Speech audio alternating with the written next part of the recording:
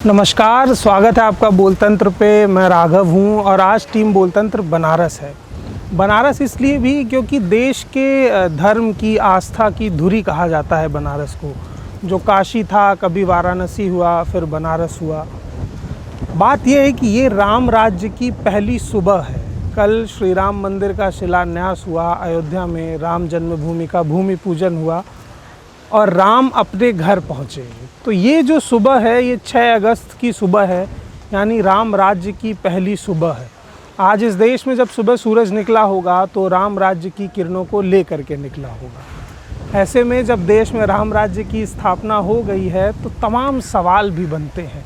सवाल इसलिए भी बनते हैं क्योंकि राम राज्य में किस तरीके का माहौल था, लोग कितना खुश रहते थे, उनकी खुशी की क्या वजह होती थी, कैसा शासन था। ये तमाम सवाल हैं। जो लोग रामायण पढ़ते हैं, जो लोग धर्म के बारे में जानते हैं, वो जानते हैं कि राम राज्य एक सबसे उन्नत समय था, जब कोई दुखी नहीं रहा करता था, किसी के जीवन में कोई दुख नहीं हुआ करता था, लोगों के पास खाने के लिए सब कुछ था, सुख था, समृद्धि थी। क्या ये जो राम राज्य जिसकी स्थापना कल हुई है, उसके बाद भी देश में सब कुछ वैसा हो जाएगा? क्या देश की गरीबी, भूखमरी, बेरोज़गारी, तमाम समस्याएं दूर हो जाएंगी? कई सवाल उठे बीजेपी सरकार पर, बड़े बड़े नेताओं ने सवाल खड़े किए। ट्वीट वॉर चलता रहता है क्योंकि देश की राजनीति ट्विटर से मॉडरेट होने लगी है। लोगों ने ये भी सवाल खड़े किए कि ऐसे दौर में जब कोरोना इतना ज़्यादा सर चढ़कर बोल रहा है, देश में 18 लाख के आसपास केसेस होने वाले हैं, तब मंदिर की पूजा करना किस हद तक सही था, हॉस्पिटलों पर क्यों नहीं ध्यान दिया गया? ये तमाम सवाल थे। ये एक अपनी, इनकी सवालों की भी एक अपनी राजनीति होती है। उस सबसे अलग जो सबसे ज़्यादा सवाल रहा वो ये रहा कि एक तस्वीर थी जिसमें प्रधानमंत्री मोदी श्री राम को उंगली पकड़कर रामलला की तरफ ले जा रहे थे। तस्वीर भावुक थी, मार्मिक थी, लोगों ने काफ़ी शेयर की। लेकिन उस तस्वीर से मुझे व्यक्तिगत एक समस्या है, काफ़ी लोगों की रही। समस्या ये है कि मैं राम के अस्तित्व को मोदी से छोटा नहीं स्वीकार सकता हूँ। उसका कारण है कि हमें बचपन से सिखाया गया, हमेशा यही सिखाया गया कि जब हम मुश्किल दौर में होते हैं, कठिन दौर में होते हैं, तो भगवान की उंगली पकड़ के हम चलते हैं और हमको सही रास्ता मिल जाता है। तो मतलब भगवान वो है जो सबको रास्ता दिखाता है, सबको जीवन का मार्ग दिखाता है। जब आपके जीवन में जीने की उम्मीद भी ख़त्म हो जाती है, तब आप भगवान की उंगली पकड़ के जीवन के अगले पड़ाव पर जाते हैं। मनुस्मृति हो, गीता हो या रामायण हो या वेद हो, सब में यही वर्णन है। लेकिन आज पहली बार कोई इंसान भगवान को ले करके जा रहा था और भगवान ने इंसान की उंगली पकड़ रखी थी। ये कैसा धर्म था, इसके क्या मायने थे, इसके सारे सवाल उस चित्रकार से करने चाहिए जिसने ये चित्र बनाया। प्रधानमंत्री मोदी से सवाल इसलिए नहीं बनता है क्योंकि प्रधानमंत्री मोदी राम मंदिर पूजन में जब गए तो एक तस्वीर और भी वायरल हुई जिसमें वो राम के आगे नतमस्तक थे, वो दंडवत प्रणाम कर रहे थे। तो एक भक्त जिसकी वो तस्वीर दिखाई गई और सोशल मीडिया पर जो ब्रांडिंग की गई जिसमें मोदी भगवान राम से बड़े दिख रहे हैं और उन्हें ले करके अंदर जा रहे हैं, इस तस्वीर को बनाने वाले चित्रकार का धर्म देखने का नज़रिया क्या होगा? वो राम को किस नज़रिए से देखता होगा और मोदी को किस नज़रिए से देखता होगा? क्या उसकी राम में आस्था मोदी में आस्था से बड़ी रही होगी? एक देश के प्रधानमंत्री से आपका प्रेम स्वाभाविक है। ये बात भी सच है कि 70-72 साल आज़ादी के एक लंबे समय के बाद, उससे पहले से भी लोग राम मंदिर चाहते थे।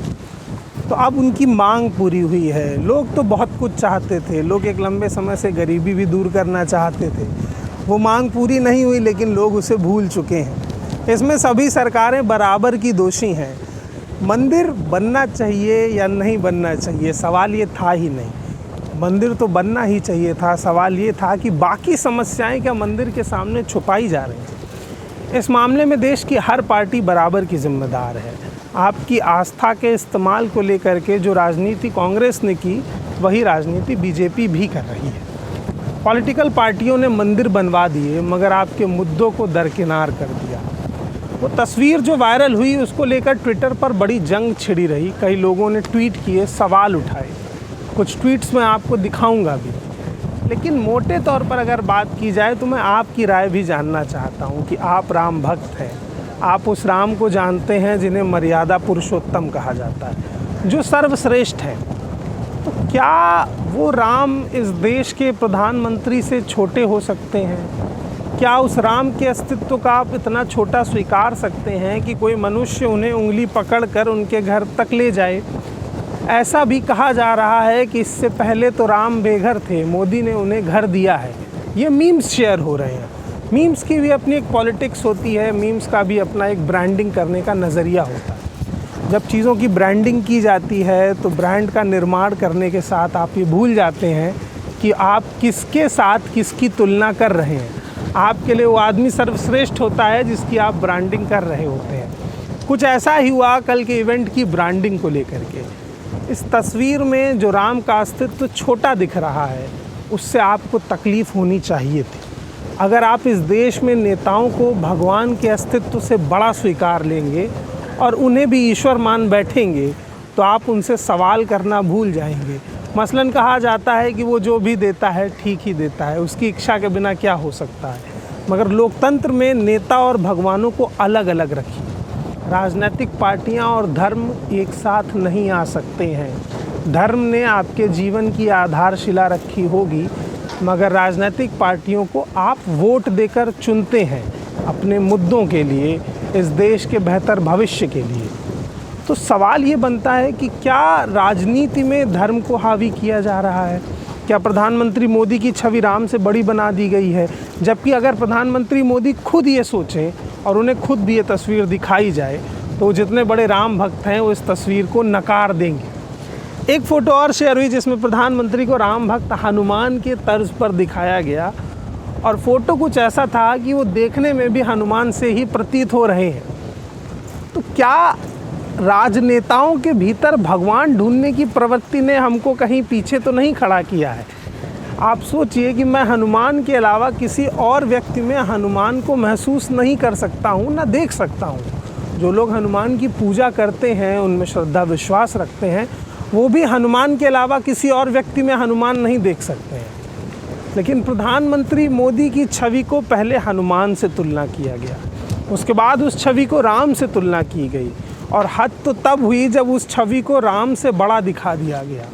इन तमाम पहलुओं में ये बात ध्यान रखिए कि मंदिर तो बन गया, मगर क्या आपके मुद्दे अभी भी वही हैं? आप जो पढ़ते हैं उसके बाद नौकरी की तलाश के लिए निकलते हैं, क्या आपकी नौकरियां आज भी वैसी ही बची हैं? खबर ये भी थी कि कोरोना के इस दौर में पिछले 5 महीने के भीतर लगभग 10 करोड़ नौकरियां चली गई। ये खबर सरकारी हवाले से आनी चाहिए थी, मगर किसी अखबार या टीवी मीडिया चैनल के हवाले से आई है। तो जो चीज़ आपको सरकार बताती वो चीज़ आपको कोई और बता रहा है। इस प्रदेश में, उत्तर प्रदेश में कोरोना संक्रमण बहुत तेज़ी से फैला। अमित शाह भी कोरोना संक्रमित हो गए, अन्यथा वो मंदिर के कार्यक्रम में आते। क्या इस कार्यक्रम की कुछ तस्वीरें ऐसी भी वायरल हुई जिनमें मास्क नहीं लगाए गए थे? ये एक गंभीर सवाल था और उठना चाहिए था। इस दौर में जब कोरोना इतना तेज़ी से फैल रहा है और प्रधानमंत्री मोदी खुद सावधानी की बात करते हैं, तो कार्यक्रम में इतनी बड़ी चूक कैसे हुई? फ़िलहाल सोशल मीडिया हो या शहर की गलियां हो या बनारस की गलियां भी हों, हम रात में बनारस आए थे। रात में माहौल ऐसा था जैसे दिवाली मनाई जा रही है। लोग पटाखे भी फोड़ रहे थे, दिए भी जला रहे थे।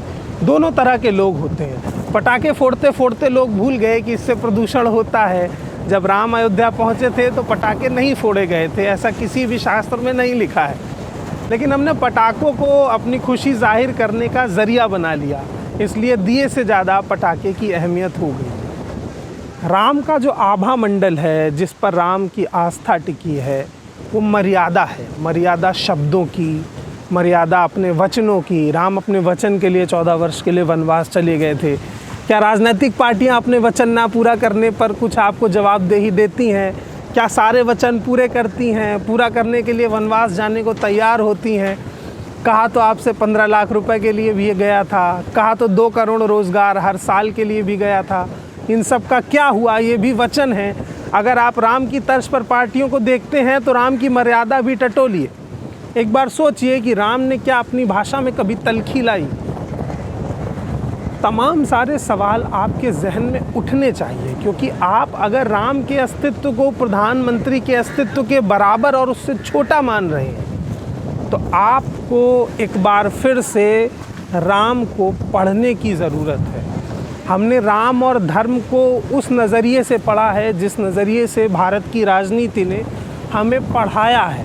मसलन राम के नाम पर सिर्फ भगवा तलवार और धनुष ही हम जानते हैं। हम एक तस्वीर देखते हैं जिसमें श्री राम बाण चला रहे हैं, एक तस्वीर देखते हैं जिसमें उनके हाथ में तलवार है, भगवा वस्त्रों में उनको लिपटा हुआ देखते हैं, लेकिन वो तमाम मर्यादाएं जिसके बाद वो राम बने हैं उनको ना पढ़ाया गया ना दिखाई गई। राम कभी किसी का बुरा नहीं चाहते थे, अहित नहीं करते थे, धर्म के साथ थे, सत्य के साथ थे, वचननिष्ठ थे।